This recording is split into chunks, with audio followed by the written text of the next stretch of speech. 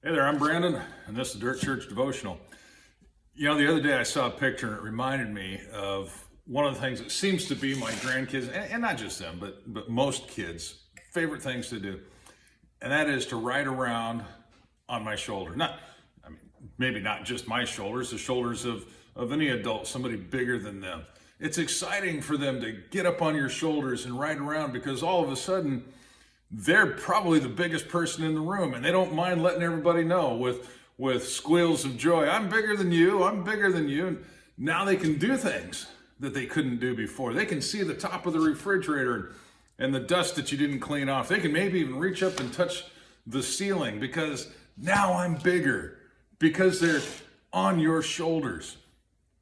And they know that. They know that the only reason they can do what they're doing is because they're sitting on your shoulders, somebody bigger than them.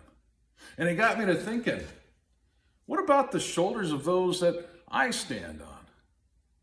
You know, I'm only where I am because somebody else laid a foundation, somebody else paved the way, somebody else built me up.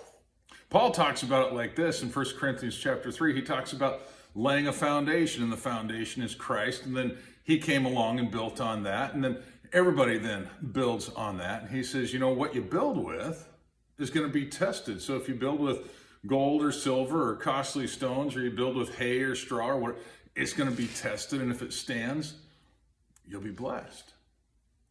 And so it's got me thinking two ways, and I want to challenge you with this. Number one, think about those whose shoulders you stand on. Think about those who paved the way for you. And give thanks to God. If they were a good example, if they built a good foundation, praise God. If they didn't, well, move on. But here's the second one, and maybe the more important one. Who is on your shoulders? Who are you building a foundation for? And what kind of foundation are you building? You know, the Bible has another word for that, and that's discipleship.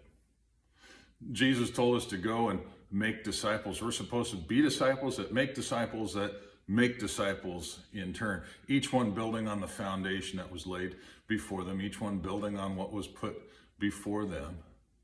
As someone helps us up, we help the next one up, and so on and so forth. So think about that today.